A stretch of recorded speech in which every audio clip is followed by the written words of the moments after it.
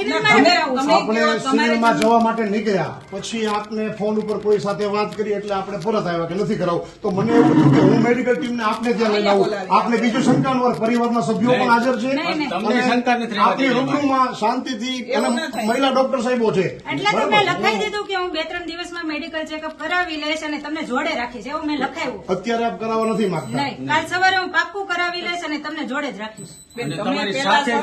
Medical કરાવવા માટે કોણે ના પાડી? શું કામ મને કોઈ ના નથી પાડી, મને શું કામ કોઈ ના પાડે?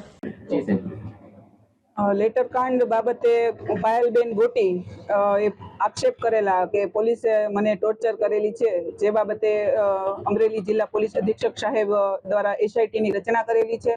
એ એસઆઈટી ની ટીમ તરીકે આજે અમે તપાસના કામે પાયલબેન ગોટીના ઘરે નિવેદન લેવા માટે ગયેલા અને નિવેદન દરમિયાન પાયલબેન ગોટીએ જે પણ લખાવેલું એ અમે વિડીયોગ્રાફી સાથે નિવેદન નોંધેલું છે.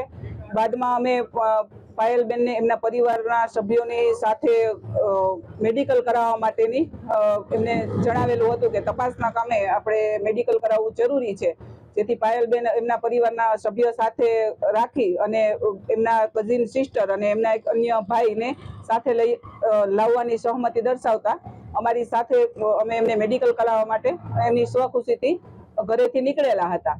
ત્યારબાદ અમે આગળ આવતા એમના ગામમાંથી બહાર નીકળતા ફતેહપુર ગામના પુલ પાસે પહોંચતા ત્યાં અચાનક બેને એવું કીધેલું કે મારે મેડિકલ કરાવવું નથી, મને ઘરે પાછા મૂકી જાઓ.